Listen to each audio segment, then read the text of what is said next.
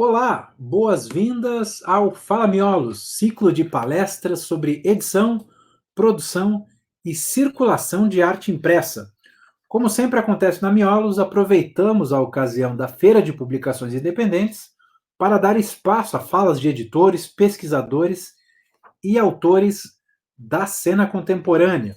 Desde 2017, o Fala Miolos tem transmissão pela internet, então pessoas de todo o Brasil podem acompanhar. O registro fica sempre no YouTube.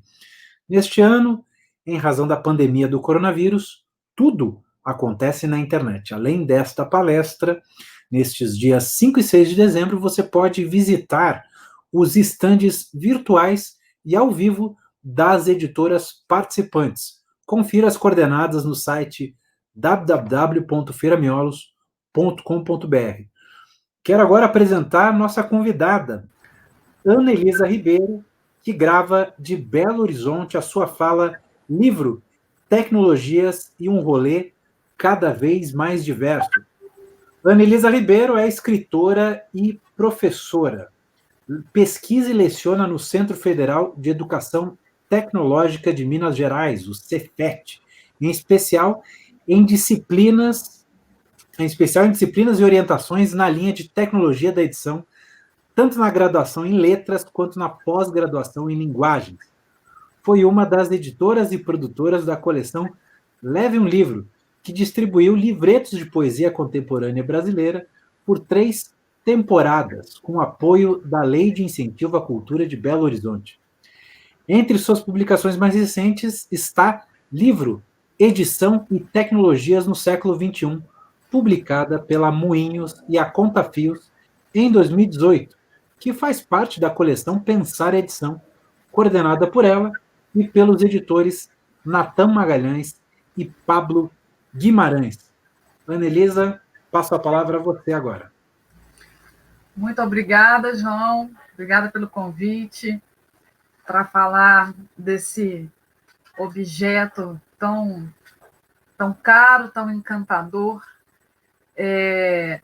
E aí eu espero que seja produtivo, que seja útil para as pessoas que estão assistindo. Muito obrigada pelo convite. Eu vou passar para a minha telona aqui.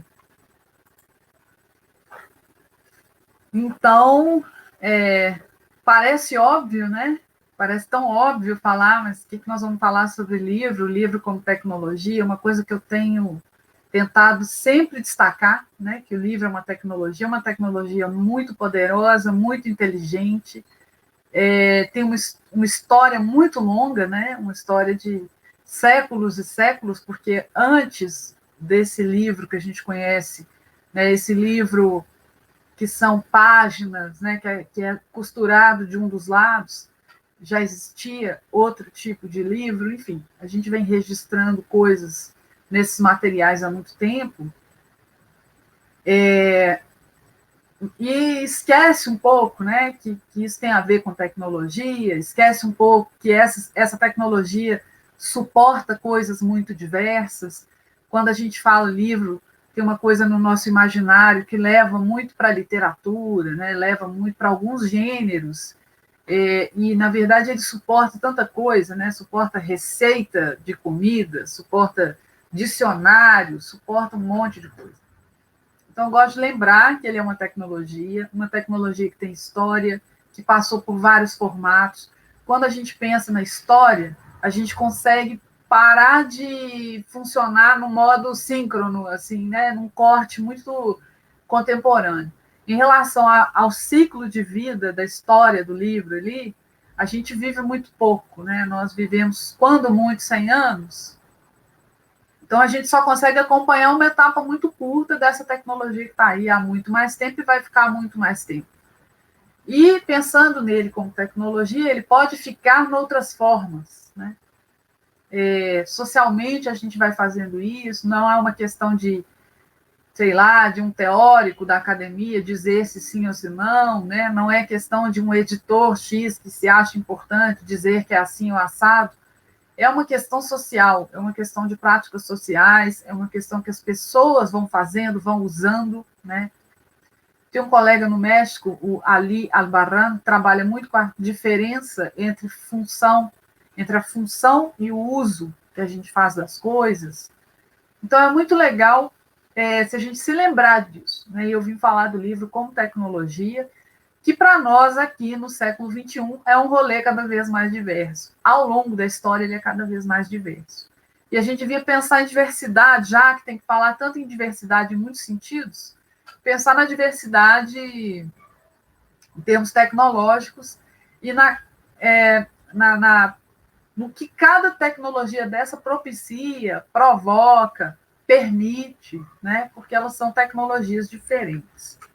Então, é muito importante lembrar que o livro é uma tecnologia historicamente situada. Né? Nós aqui usamos, né, conhecemos livro de um certo jeito, né? Ele tem uma tecnologia para ser feito, ele tem um processo de produção, e hoje ele pode sair em vários formatos, em vários dispositivos e tal.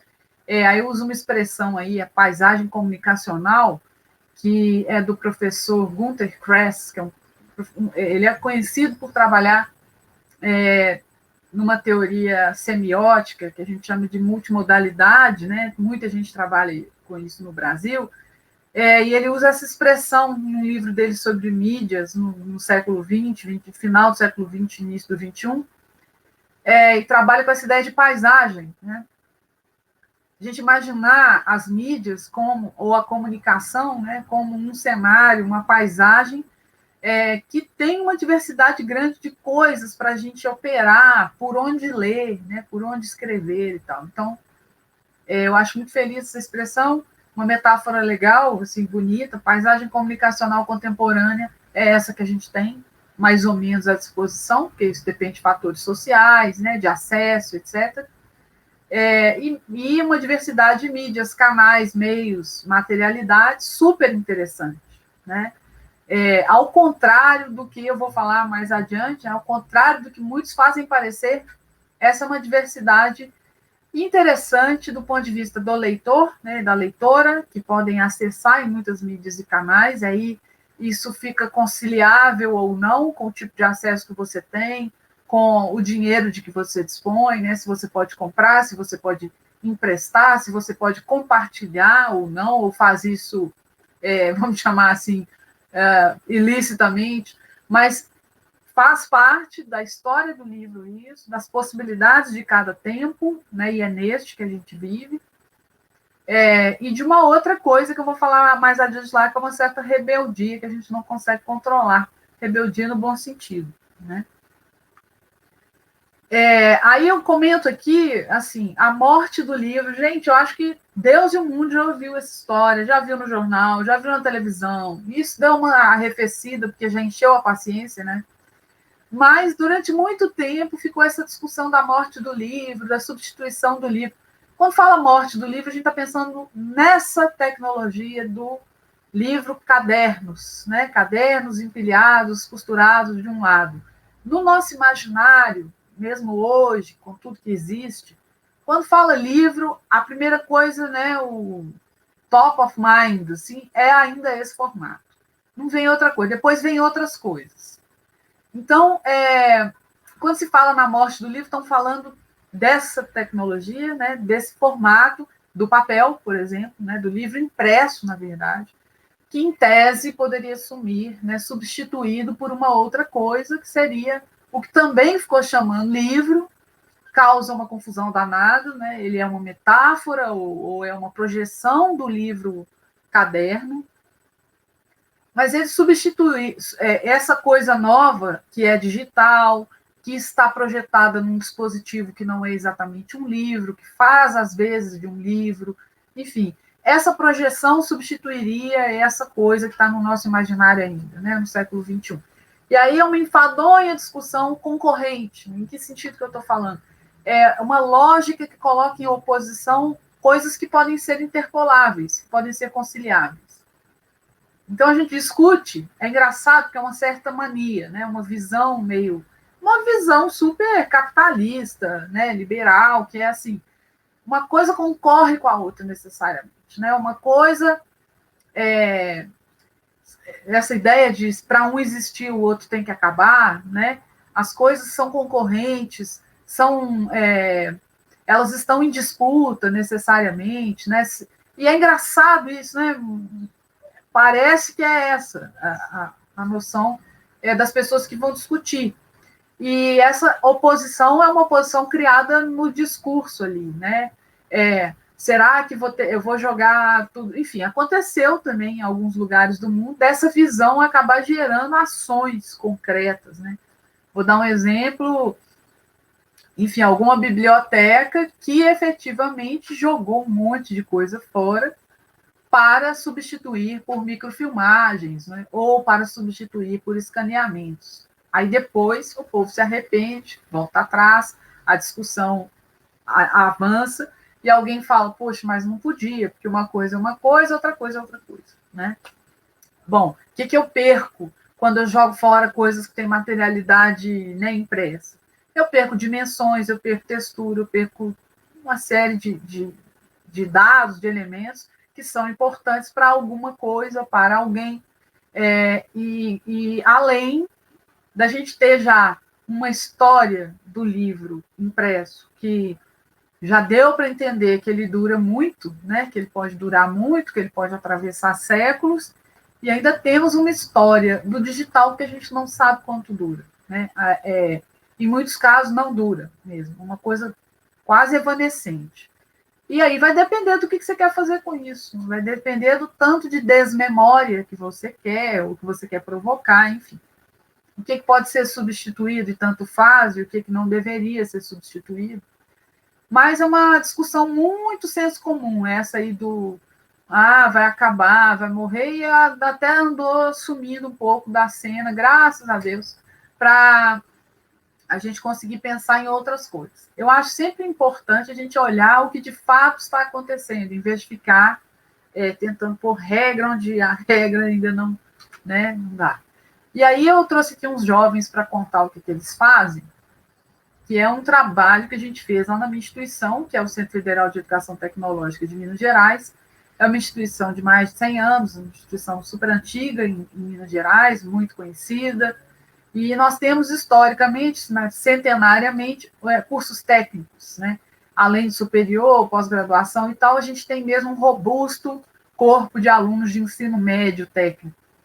E a gente faz muita pesquisa lá, e num dado momento, eu conduzi uma pesquisa com essa moçada, uma moçada de ensino médio, ser primeiro ano, segundo ano de ensino médio, ou seja, uma moçada de 15, 16 anos, para a gente conversar. A gente fez grupos focais, uma coisa de pesquisa acadêmica, mas a conversa era o seguinte, para ver como é que eles usam, né? Como é que eles usam os livros, as coisas que eles têm que ler, os dispositivos, e assim, meio de surpresa. Eles foram para os grupos focais sem saber direito qual era o assunto, que a gente queria saber uma coisa deles que tinha a ver com aquela mochila deles ali naquele dia, né? E essa moçada, esse Sem Modo Avião aí, é o nome do artigo, é o título do artigo, que já foi apresentado numa determinada situação acadêmica e vai ser publicado numa revista da USP daqui a pouquinho. Esse trabalho já tem uns 2 anos, é uma coisa que a gente está fazendo há mais tempo. O que era a situação? Eles estavam lendo alguns livros clássicos, né? Estão ali no ensino médio, naquele momento, por exemplo, eles estavam lendo Macunaíma. Macunaíma era uma das obras lá que eles tinham que ler. Aí, quando você ia ver, como é que eles estavam lendo Macunaíma? Bom, primeira medida, o pessoal achou um PDF na internet e compartilhou com a turma toda e tal. Aí, quando você perguntava, eles estavam com Macunaíma no computador da casa, estavam com Macunaíma no celular, que vive com eles, né? E estavam com um livro. Alguns, a maioria, tinha um livro impresso do Macunaíma dentro da mochila. Uma edição da biblioteca, geralmente, uma edição. Esses livros, geralmente, tem muitos nas bibliotecas de escola, né? Justamente porque são esses clássicos de livro didático e tal. Então, a escola tem que ter um número grande deles. E estava com aquela catalogação da biblioteca, um ou outro tinha o livro que comprou, que o pai tem, a mãe tem, o irmão, né, o irmão mais velho, enfim. Aí era muito legal, porque o que esses meninos davam a ver para a gente? Assim? Não tem concorrência. Não tem concorrência. Quem disse que tem que ter concorrência? Né? A gente até sabe quem disse que tem que ter concorrência, mas eles diziam assim, eu preciso ler Macunaíma aqui para a situação da escola, etc. Aí, o que eu fiz? Eu baixei, eu peguei o PDF, né? É um livro fácil de achar por aí, pirateado ou não, enfim, se está em domínio público ou não está, na discussão não rolou muito por aí, mas a gente guarda o PDF ou a coisa digital que for, geralmente era um PDF, porque eu vou me deslocar, eles falavam, quando eu estou no ônibus sentado, é coisa assim, gente, é da vida, né? Quando eu estou no ônibus e consigo ir sentado, eu pego meu celular e fico ali lendo o livro. Quando eu não consigo ir sentado, não dá. Aí então o que eles diziam? Dependendo da situação em que eu estou, eu pego o PDF, eu pego meu celular, na maioria não tinha tablet, alguns não sabiam nem o que era, e reader menos ainda. Eu estou falando de um momento antes da pandemia, porque durante a pandemia essa coisa andou se mexendo, né? E o livro impresso era muito legal, porque a hora que eu estou em tal lugar, na situação tal, com conforto X, eu prefiro o livro de papel. Moçada de 15, 16 anos. Então, esse papo, porque a juventude, é um papo esquisito, é estranho. O livro impresso ainda é, para esses meninos, ainda era o preferido, por causa do conforto do papel, da resolução. É muito melhor, porque aí eu vejo assim, é olho de gente, é olho humano, interessa, o cara tem 15 anos, 16. E eles falavam assim, ler no celular é muito chato, porque a gente tem que ficar dando zoom, né? Tem que ficar aumentando, enfim. Uma questão de uso, uma questão de práticas sociais. E o que a gente via ali é que, com a maior tranquilidade do mundo, eles misturavam tudo. Então, a diversidade é importante, a diversidade dos formatos, a diversidade das tecnologias. E eles chamam tudo de livro. Eles não botam um nome no PDF, porque alguém falou que PDF não pode ser livro, e o outro nome não sei do que, não. Eles falam, é o livro. Por quê? Porque a coisa de fundo que tem ali é que eu tenho que ler Macunaíma. Eu tenho que ler Macunaíma, e Macunaíma é um livro da literatura brasileira, um clássico da literatura brasileira, super escolar e tal. O resto, eu vejo de acordo com a minha conveniência. Era assim, e era tranquilo, assim. Eles falavam de um jeito... Agora, que hora que eu pego um, que hora que eu pego outro, aí eles iam mostrando qual é a prática deles, qual é o critério. Até assim, o que eu sinto, né? Por que eu faço assim? Por que eu prefiro assado? É muito legal, assim, de ver. E a gente ficou observando aquilo ali para sair um pouco desse discurso concorrente, né? Desse discurso competitivo. Falei, gente, mas a quem interessa, né, esse discurso competitivo? A quem interessa pensar competitivamente, concorrentemente? Por que a gente tem que pensar assim? A quem serve uma postura prescritivista em relação ao que é e o que não é um livro? Eu estou chamando de prescritivista esse cara que fala, livro é só isso, o resto não é. Mas e se todo mundo socialmente reconhece aquilo como livro? Como é que a gente faz, né? Então tem mais cara de prescrição de uma coisa um pouco autoritária do que cara de uma coisa que é o que todo mundo faz. Eu tenho preferido pensar descritivistamente, né? Descrever é uma coisa meio... A minha formação como linguista não me deixa... ela me atravessa bastante, né? Então, assim, eu prefiro ver... Se eu tenho que pensar contemporaneamente, tenho que olhar o que está acontecendo num corte síncrono, né, hoje, e posso olhar para isso de um olhar do ponto de vista das práticas e pensar, descrever o que está acontecendo, eu acho que pode ser mais legal para a gente ver o que fazer do que ficar prescrevendo, ficar dizendo, não é assim, pare de fazer assim. Isso compete com aquilo quando a pessoa não acha que compete, né?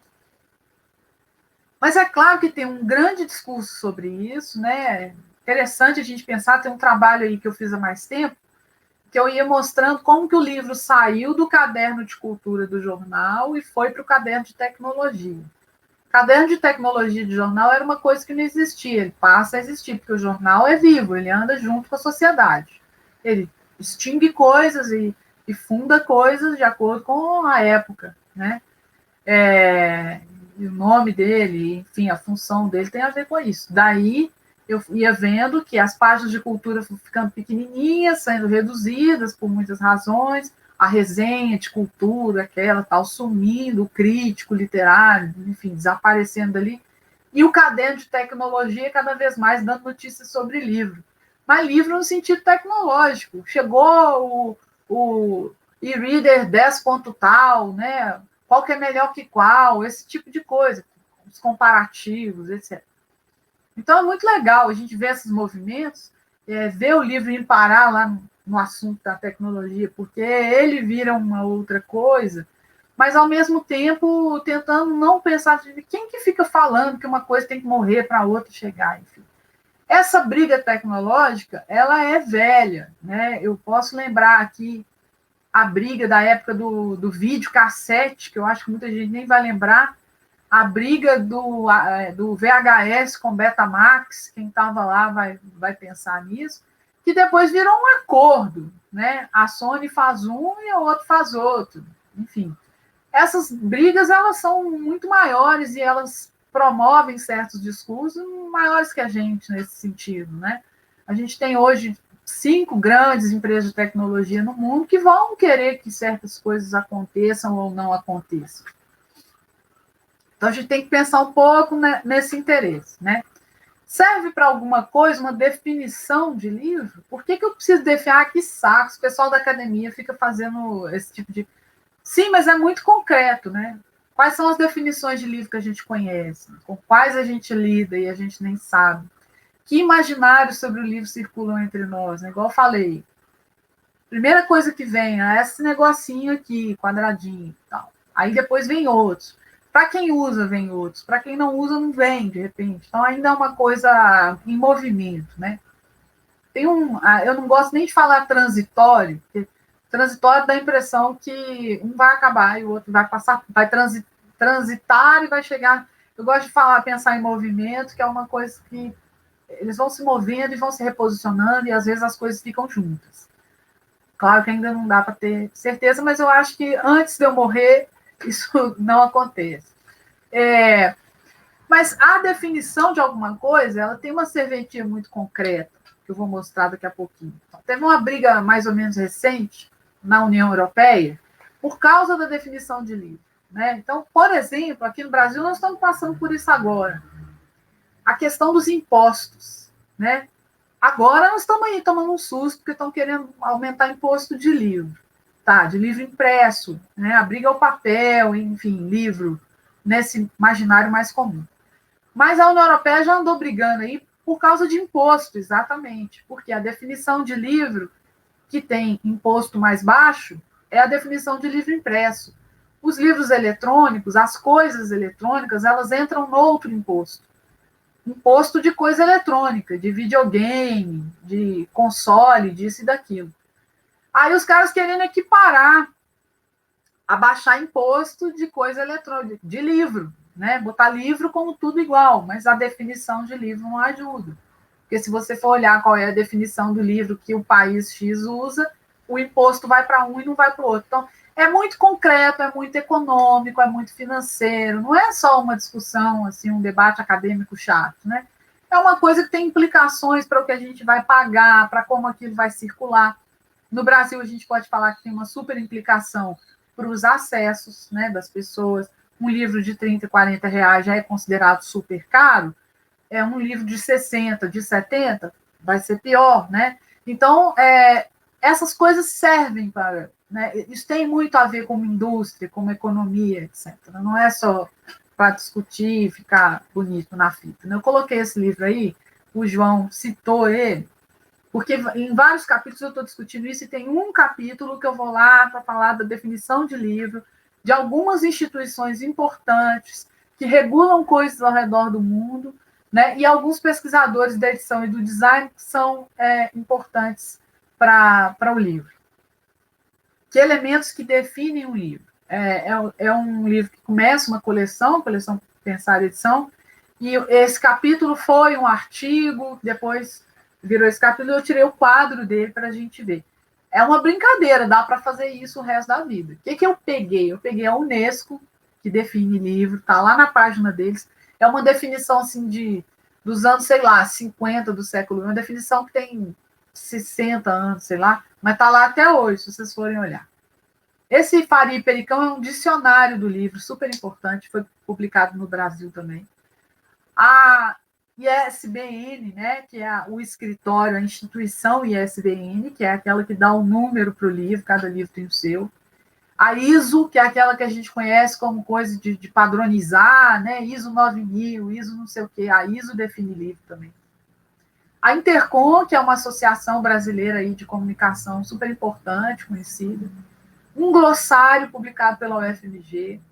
E alguns pesquisadores importantes. O Arlindo Machado, o Emanuel Araújo, esse Ian, que eu não sei falar esse nome aí, holandês, sei lá.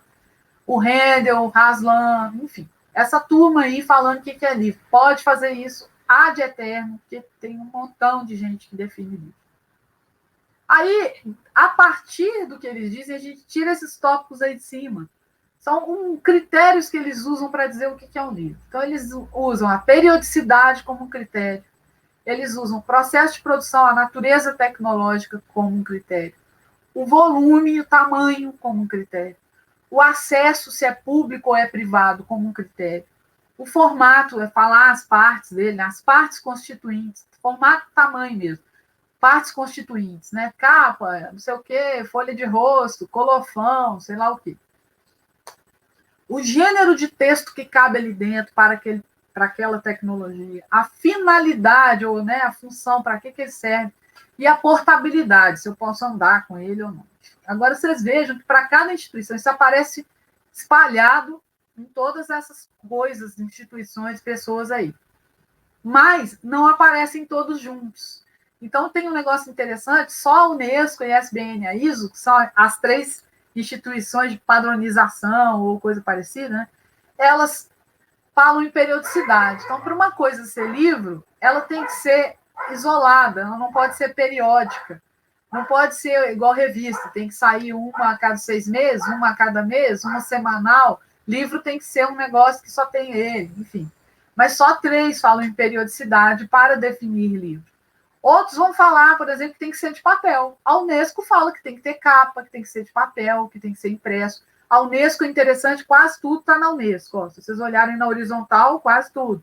Faria e Pericão também usam muitos critérios. Mas um negócio interessante, a Unesco é a única que fala que o acesso tem que ser para muita gente, que o acesso tem que ser público. Quase ninguém fala nisso. A Unesco é a única que fala que ele tem... A única não. Essa coisa do volume... 3 falam, né? A Unesco diz que livro é uma coisa com mais de 49 páginas. Menos que isso não é livro, chama folheto. Mas é a Unesco, Faria e Pericão e ISBN. O resto não fala em volume. Então, vocês vejam quanta coisa pode estar envolvida nisso, quanta coisa eu posso tirar e posso pôr, quanta coisa eu posso excluir. Para a Unesco, coisa digital não é livro, porque não está lá que a coisa pode ser digital, né? Então, é muito legal. O Fawcett Tang, ele só fala nas partes constituintes, olha lá. É a única coisa que ele fala. Tem que ter capa, contracapa, sei lá o quê, sei lá o quê. É aquela morfologia do livro, né? Então, é um negócio super legal de olhar, assim, para você ver a diversidade de coisas que um livro pode ser, pode ter, que pode ser usado como critério, que pode ser usado para incluir ou para excluir, mas que considera só o impresso ou considera uma outra possibilidade, enfim. Agora, de vez em quando alguém briga aí, o livro, por que tem que chamar, confundir o e-book com que e-book não é livro, que as pessoas usam muito pouco ainda os recursos do digital, as affordances do digital, as possibilidades do ambiente digital e acabam fazendo PDF. Gente, essa é uma discussão engraçada também. O impresso ele tem 1000 possibilidades, a gente não usa todas. A gente não usa todas de uma vez. A gente não usa no mesmo livro todas as milhares de possibilidades que o impresso tem. E nem no digital, né? Depende do projeto gráfico, depende do que você quer. Se você quer que muita gente baixe, muita gente acesse, muita gente abra em qualquer dispositivo, o PDF é uma maravilha, né? Depende do que você quer. Então, é muito interessante pensar isso. Eu acho fascinante, tomara que vocês achem também. Mas dá para fazer isso com muito mais coisas e pensar nisso como recurso e como limitador ou não, né? Dessa possibilidade. Agora, uma coisa a gente sabe: livro, essa palavra, essa coisa, que seja em outras línguas, né? Book, livro, o que for, estava aí já quando o digital chegou. Quando o digital chegou, ele colou no livro. Alguém botou um nome metafórico nas coisas digitais, que em inglês é e-book, electronic book, e causou essa confusão toda. Na verdade, quem roubou o nome foi quem chegou depois, né? Mas isso não precisa ter... a gente não precisa trabalhar só o tempo todo com uma noção concorrente disso, certo? É o que eu tenho pensado. Esse é um livrinho que saiu agora. Olha a notícia legal. Ele é para baixar, PDF, lindão, de graça. É só ir nesse negócio aqui embaixo. Tarefas da edição. Estou com ele aqui na minha frente. É legal mostrar, porque ele no PDF já é uma coisa legal, mas ele impresso, ele tem um monte de possibilidades, que são as coisas gráficas que ele possibilita sendo impresso. As pessoas geralmente não se satisfazem em baixar o PDF e ficam atrás do impresso, porque ele tem uma outra experiência, né?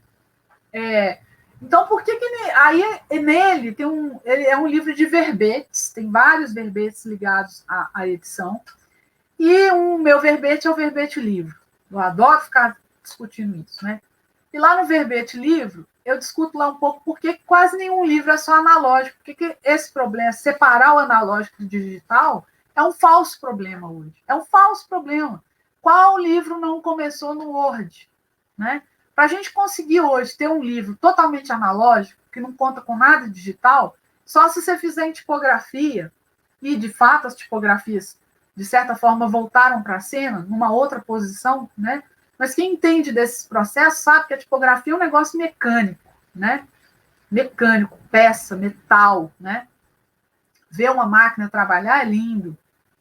Aí você pega o seu livro de papel, pega o seu manuscrito, tem que ser manuscrito. Aí você escreve à mão, leva para alguém, alguém bate a máquina, sei lá, ou então o cara compõe direto na máquina, faz o seu livro na tipografia, imprime na tipografia e vende lá na loja. Para ele ser todo analógico, você tem que arrumar um processo todo analógico. E o processo não é todo analógico há muito tempo. Para começar, você faz ele no computador, escreve no Word, manda o arquivo para o seu editor recebe por e-mail, aí tal. Aí um belo dia pode ser que alguém mande imprimir. E aí ele sai impresso lá na ponta, vai lá para a loja ou não vai. De repente ele vai para uma loja digital também. Então o processo de venda dele é digital.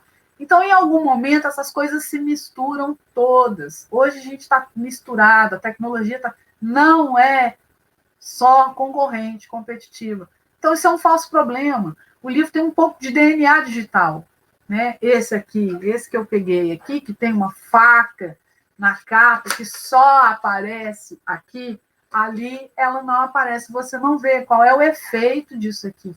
São experiências diferentes. Por que eu tenho que concorrer? Eu quero as duas, né? Então, por favor, se alguém quiser, vai lá olhar, que está muito legal. É um livro produzido pela diretoria de extensão, pela editora Laboratório do curso de letras do Cefet, de graça para a gente baixar e discutir. Tem um monte de pesquisador legal lá.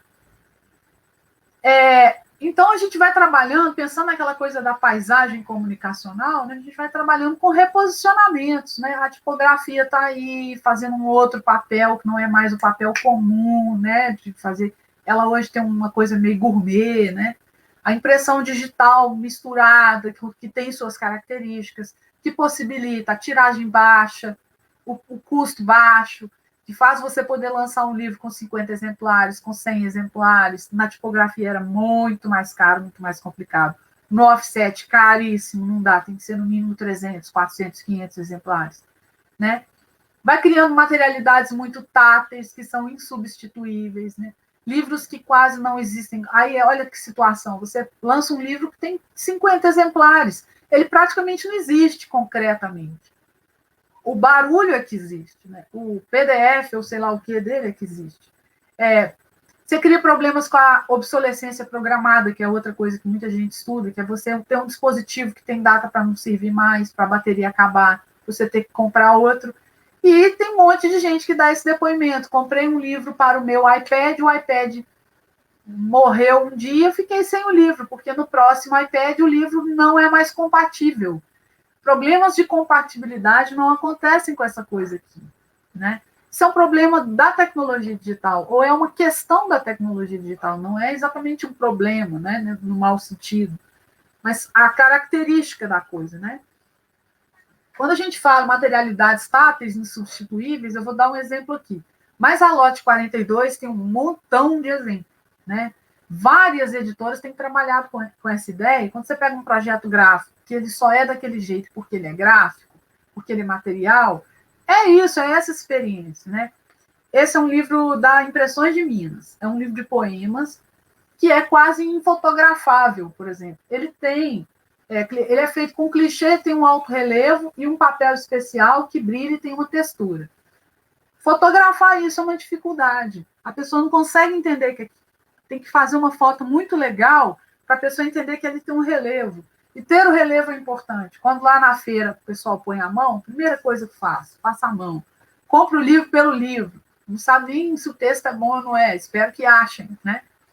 Então, essas coisas vão fazendo sentido. Elas vão ganhando sentido dentro de uma paisagem.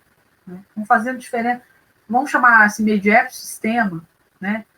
Faz diferença ser daquele jeito para uma determinada experiência, não para outra, enfim. Os usos que a gente vai fazer são um problema nosso. Né? Se eu vou usar para guardar, eu quero ter uma biblioteca, ninguém tem que ficar me dizendo se eu tenho ou não tenho que ter.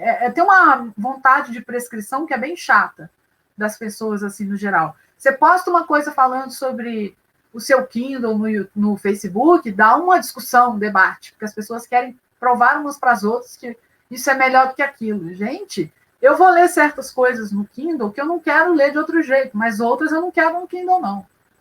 Porque o Kindle, eu desconfio um pouco dele, da obsolescência dele, né? do manejo que a livraria pode fazer com o meu livro dentro do meu Kindle, que é um manejo que não acontece com o meu livro que está ali na estante. Né?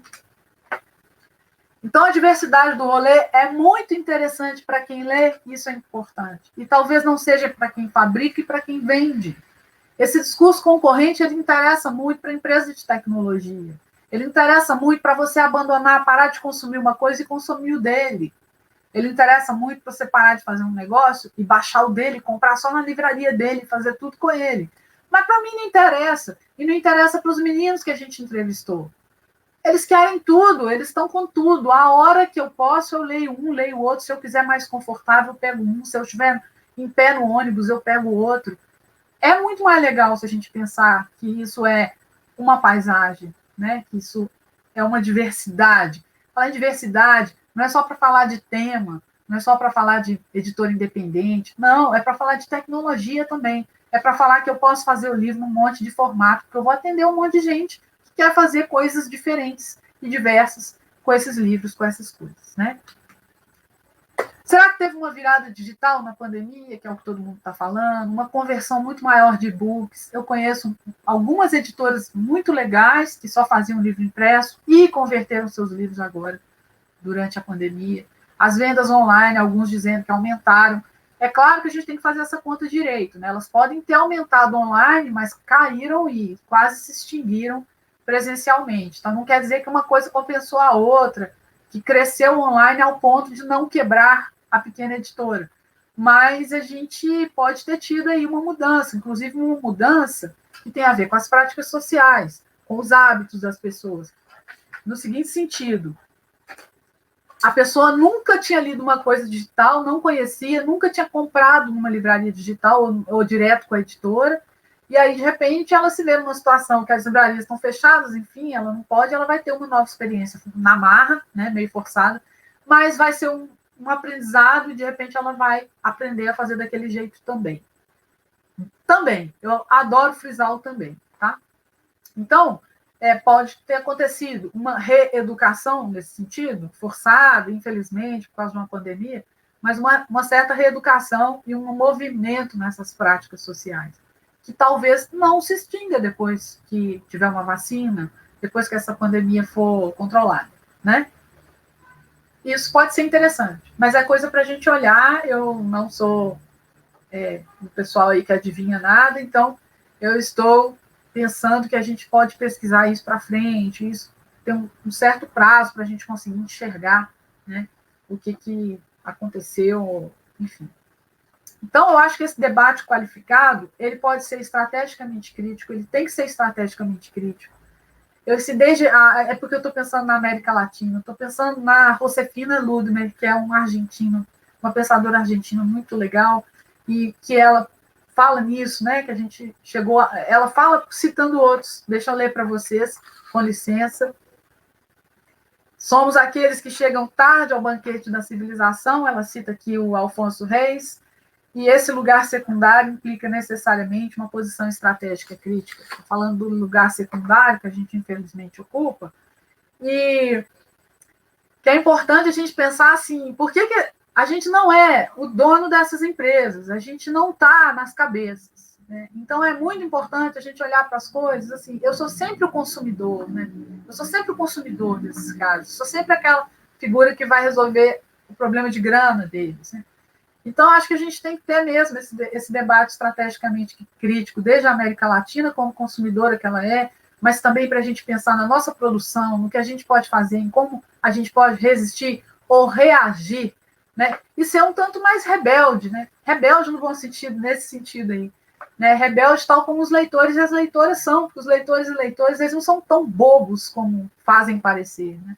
Eles têm umas coisas assim, eles são meio água, né? Eles vão passando pelas frestas, eles dão um jeito, eles conseguem, eles fazem coisas que a gente não gosta, eles escaneiam, mas eles dão um jeito, a menina ali com a língua, né? Então, acho que a gente pode ser um pouco mais rebelde para pensar nisso, pensar assim, eu não sou só, né? Não quero ser só o secundário, né? A gente tem produzido coisas muito interessantes, e acho que a gente pode pensar que usar essas tecnologias de um jeito diverso, alcançar quem não se alcança com uma tecnologia, mas se alcança com outra. Por isso que eu acho que é importante ser conciliável. Eu não chego nesse perfil, mas chego naquele. E se eu fizer impresso, eu chego nesse e não chego naquele outro. Enfim, alcançar dessa maneira, né, nesse tipo de rebeldia aí que eu estou falando. Né?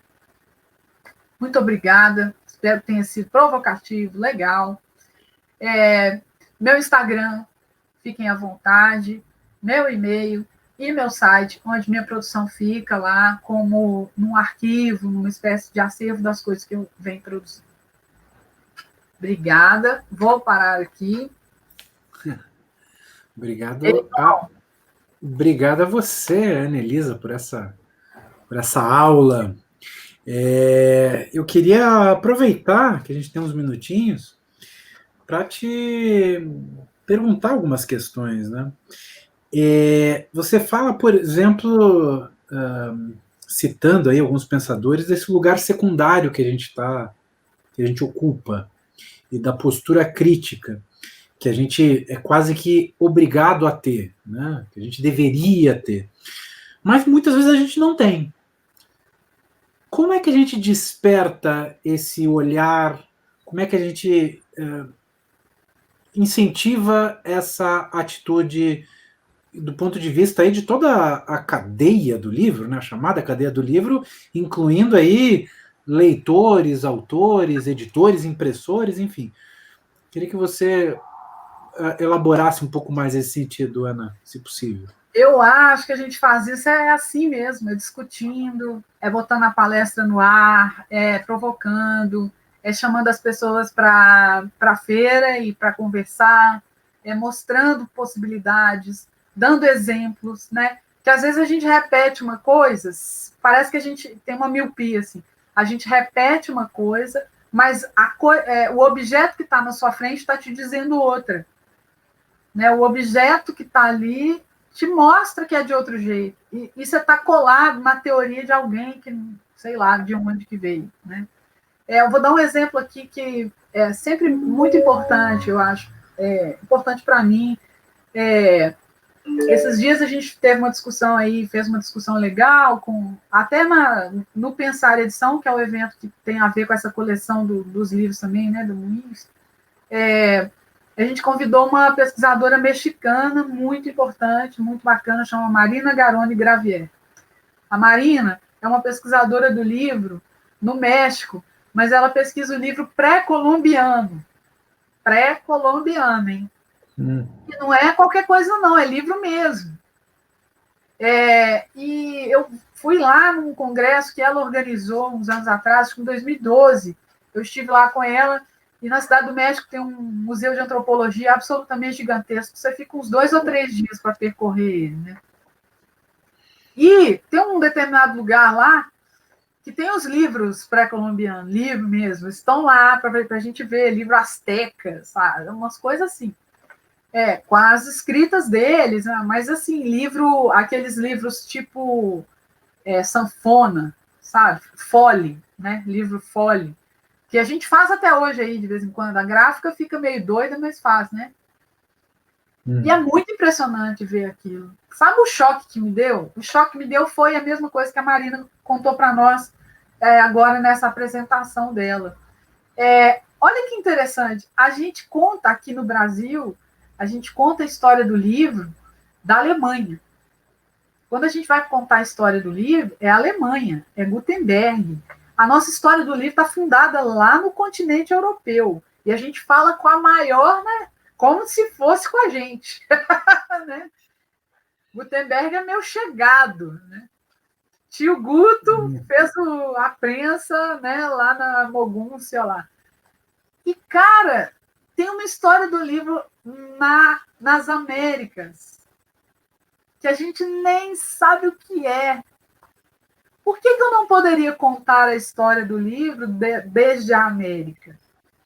Sabe assim? O livro asteca, sei lá, maia, não sei da sua. A gente não sabe nada sobre isso. Os mexicanos sabem. Né? Os mexicanos sabem que eles têm lá exemplares e etc. E é bem impressionante de ver. Diagramado, é muito legal.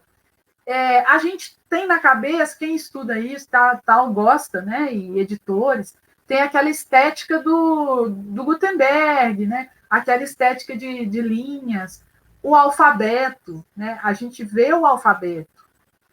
Mas tem que lembrar que outras escritas, né, também tem livro. Então, eu acho isso uma coisa muito louca da gente mudar o eixo de como contar a história, sabe?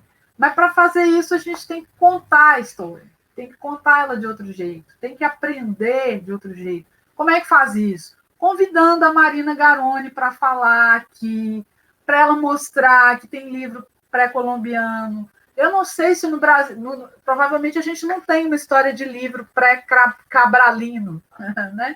A gente teria que ter mas sei lá, né? O pessoal lá, os marajoaras lá, tem uns vasos, umas coisas com umas escritas. Você vai dizer que livro tem que ser só essa coisa aqui, essa tecnologia, ou a gente pode ampliar e considerar outras tecnologias como livros, né? É dessa diversidade que eu estou falando, dessa necessidade da gente aprender coisas sobre nós, né? Da gente saber que os nossos vizinhos têm umas histórias interessantes, contar a história desde outro lugar, num momento tão antigo quanto aquela outra que a gente prefere contar. Né? Eu acho que se faz isso é conversando mesmo, provocando esse debate, lendo esses pensadores que estão preocupados com isso. É por aí. Você também mencionou, tanto na palestra, e menciona também no livro nessa questão das definições do livro. Né? Ao mesmo tempo, dizer que o livro pode ser qualquer coisa também pode tirar um pouco desse ar, desse respeito que se tem ao livro, né? Ao mesmo tempo que ele impede muitas coisas de acontecer. Eu imagino que talvez se o e-book não tivesse decalcado, não tivesse... Você usou o termo, acho que roubado, furtado. Enfim. Foi lá, né? Metaforizou. Foi lá e... confusão. Talvez ele pudesse fazer até mais coisas, né? Ele podia... Imagina se o nome dele facilitasse, né? Talvez suscitasse menos comparações, né? Menos... Por exemplo, é muito comum a pessoa discutir livro e e-book numa chave comparativa meio assim, limitado e sem limites. É como se o impresso fosse sempre uma coisa pior. O impresso é limitado, o impresso os adjetivos do impresso vão ficando ruins, assim. né? E como se o digital fosse a coisa mais esperta do mundo e desse todas as condições para a sua inteligência, né? A sua imaginação. Ué, gente, não, né? Menos, né? Menos. Tem coisa que dá para fazer, tem coisa que não dá, tem coisa que é só diferente. Num você vai fazer uma coisa, no outro você vai fazer outra. Precisamente. Está aí. Você tem razão. Tem lá no livro, você viu lá. Tem gente que acha, que considera o corpo, a memória humana, um livro, né? Naquele sentido Fahrenheit. Assim. Porque o livro teve, na invenção da escrita, não era nem do livro propriamente, mas na invenção da escrita já teve essa confusão. Né? O livro, a escrita como uma ameaça à memória. Essa discussão é velha. A escrita como um problema para a memória. Hoje a gente acha ótimo liberar a memória para fazer outras coisas. Né? Mas aquela turma preocupada com a oralização, aquela coisa de decorar, né? E tal, que foi perdendo essa importância relativa. Mas a gente faz isso até hoje. Então, na verdade, eu sei, eu acho que a gente pode ir para esses lados todos.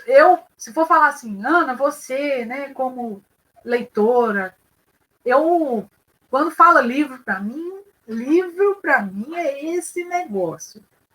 Né? Eu, particularmente. Quando começa a abrir demais, eu fico, gente, isso aí é outra coisa. Podia ter outro nome, né? Vamos botar outro nome. Mas agora já era. As práticas sociais consagraram, sociais e nossas conversações, consagraram o livro como um nome que cabe num monte de coisa. Agora a gente tem que se ver com isso. Agora, tem a galera que acha um livro qualquer coisa, porque eles fazem coisas que querem chamar de livros, que é uma questão de prestígio também. Pois é, que o livro tem prestígio, e aí o pessoal quer... Chamar minha caneca de livro pode ser legal para a minha instalação. Né? Não, e pode ajudar a vender mais, né? Você falou de questões aí de mercado, pode ajudar, né? Um novo livro, esqueço essa coisa aí cheia de papel, compre agora.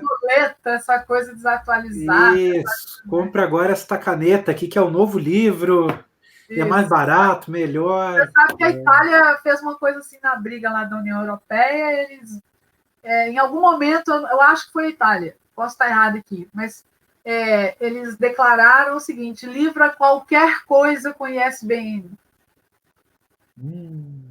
Por uma questão de imposto. Então, aí complica, né? Puxa, e ainda tem isso. Apareceu aquela galera botando ISBN em coisas digitais, né? Então, aqui no Brasil não aconteceu. O Jabuti mesmo, o Prêmio Jabuti abriu aí uma ou duas vezes para livro infantil digital. Né? No primeiro ano, não exigiu ISBN. Não exigiu esse tipo de coisa que o impresso exige. Mas aí a lei do livro fez exigir. No ano seguinte, exigiu o ISBN de coisas digitais. Aí complicou de novo. Então, fica essa briga de formatos, né? Uma coisa não cabe na outra, não é a mesma coisa. Não é o mesmo jeito de acessar, não é o mesmo jeito de ler. Enfim. Agora, eu sou pela diversidade, acho que tem que ter todos os jeitos, gente. Por quê que não tem, né? Bom, muito obrigado mais uma vez, Ana Elisa Ribeiro, pela sua fala. E eu encerro lembrando que você pode acompanhar a Feira Miolos por meio do site www.feiramiolos.com.br. Até a próxima. Tchau!